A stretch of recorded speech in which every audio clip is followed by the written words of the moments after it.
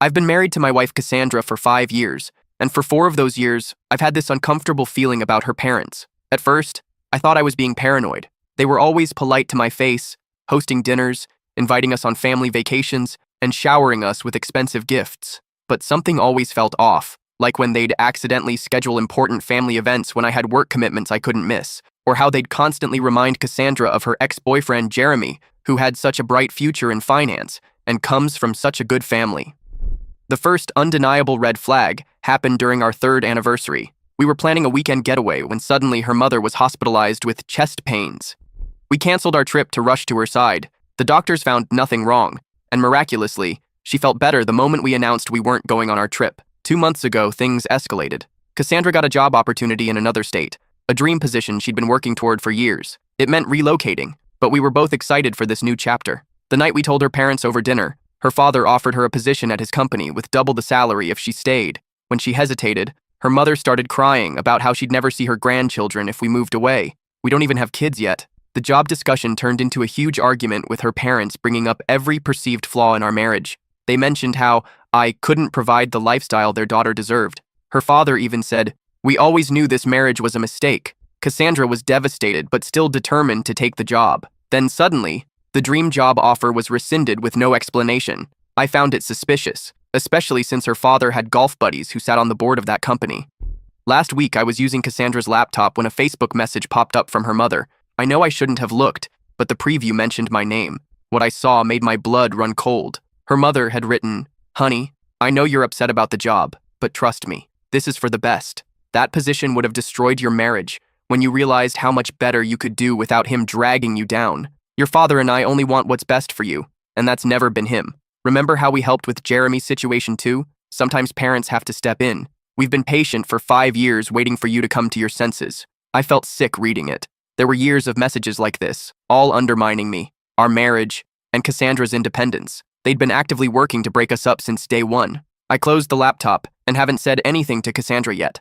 Part of me wants to confront her with what I found, but another part worries this could be exactly what they want.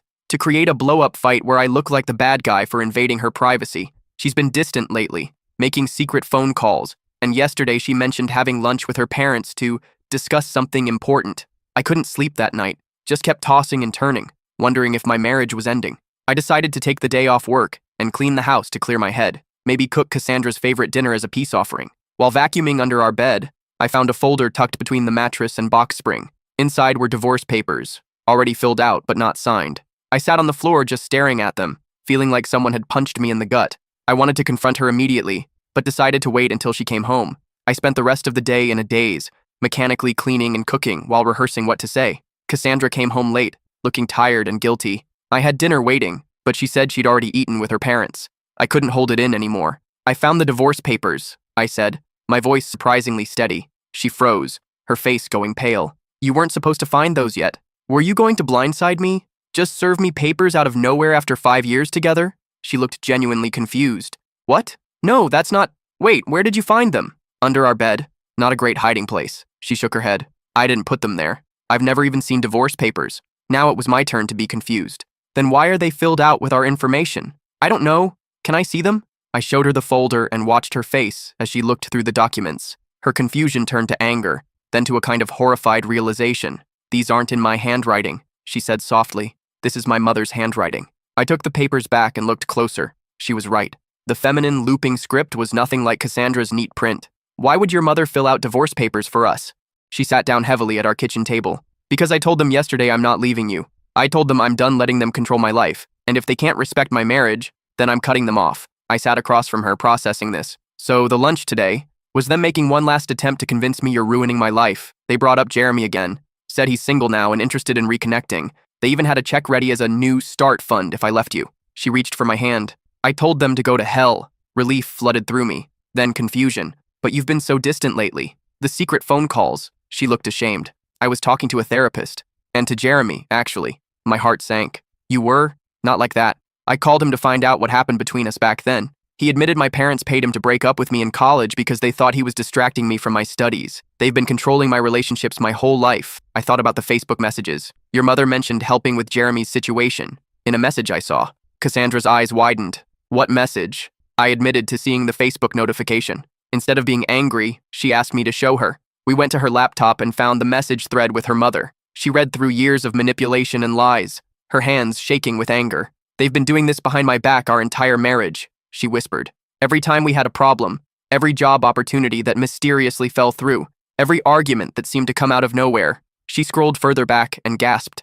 "Look at this one from right before our wedding." The message read, "We've spoken with Pastor Jim. He's ready to raise objections during the ceremony, as we discussed. Your father will pretend to have a medical emergency as backup.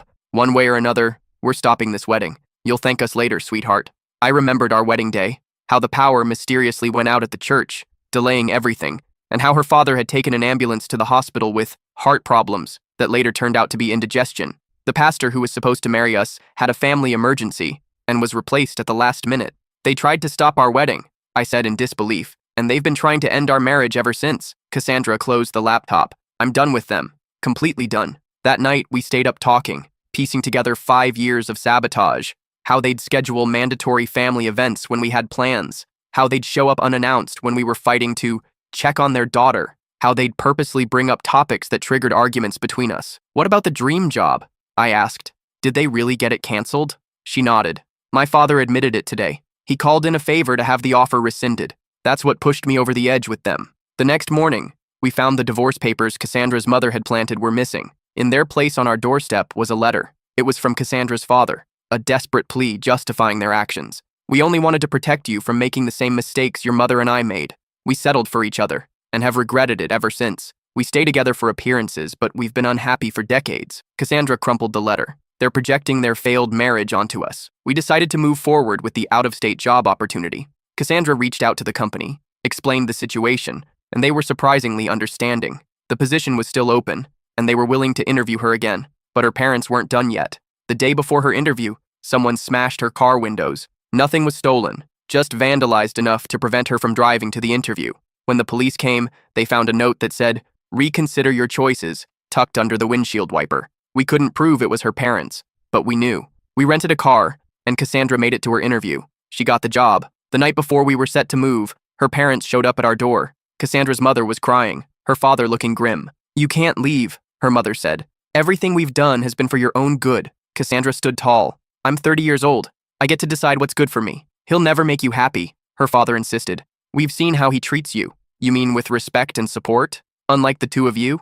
Her mother's tears dried instantly, her face hardening. "We've invested too much in you to watch you throw your life away on him." "Invested?" Cassandra laughed. "Is that what you call sabotaging every major decision I've made since I was 18? "We paid for your education," her father said coldly. "Your first car, the down payment on this house." I stepped forward. "Which we've been paying the mortgage on for 5 years. "We can take it all away," her mother hissed. "Everything we've given you." Cassandra didn't flinch. "Take it. I'd rather have nothing with him than everything with strings attached." Her father pulled out his phone. "One call and that job offer disappears, just like the last one." That's when I revealed I'd been recording the entire conversation. "Make that call," I said, "and this recording goes to the police, the media, and the company's board of directors. I'm sure they'd love to hear about your interference with their hiring practices." They left in a rage, threatening lawsuits and worse. We didn't care. The next morning, we loaded our belongings into a moving truck and drove away from the town they'd tried to trap us in. It's been 6 months in our new city. Cassandra loves her job, and I've found better opportunities here too. We're happier than we've ever been, free from the constant manipulation. Her parents still try to contact her occasionally. Emotional voicemails, extravagant gifts sent to our new address, even a few flying monkeys in the form of relatives calling to tell her she's breaking her mother's heart. She doesn't respond to any of it. Yesterday, Cassandra came home with news that made everything worth it. "I'm pregnant," she said, glowing with happiness, "and my parents will never meet our child." Some people might think that's harsh, cutting off grandparents from their grandchild. But after discovering the lengths they went to trying to destroy our marriage, planting divorce papers, canceling job opportunities, turning families against each other, we know we're making the right choice. They had their chance to be good parents to Cassandra. They failed. We won't give them the opportunity to do the same to our child. Sometimes I think about what might have happened if I hadn't found that Facebook message, if I hadn't discovered the divorce papers. We might have been manipulated right into separation, never knowing the real culprits behind our problems.